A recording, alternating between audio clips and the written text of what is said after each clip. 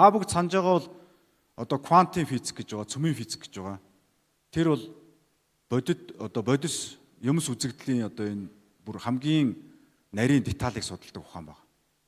Одоо та бид нар за энэ миний барьж байгаа микрофон, та нарын судалж байгаа сандал бол нэг ижил бүтцтэй тий молекул тэгээд цаашаа атом нь электрон гэж задраад явж байгаа. Бүгд нэг бүтцтэй.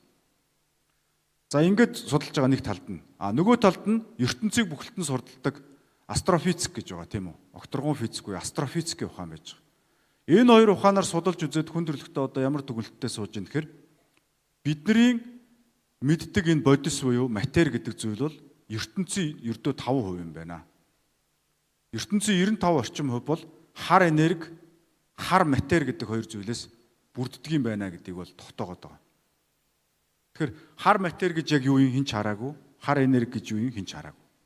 Тэгэхээр бид ерөөсөө цөмийн физик, астрофизикийнхаа төвшөнд 95% судлагдаагүй байна. Бидний тархины төвшөнд, тархины доторх одоо процессын хувьд 95% чинь далд хумсар бас судлагдаагүй байна гэдэг ийм дүгнэлтэнд хүрч байгаа.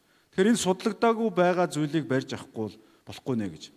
Би саяхан нэг стратегичийн бичсэн нийтлэл уншиж байхад тэгжсэн.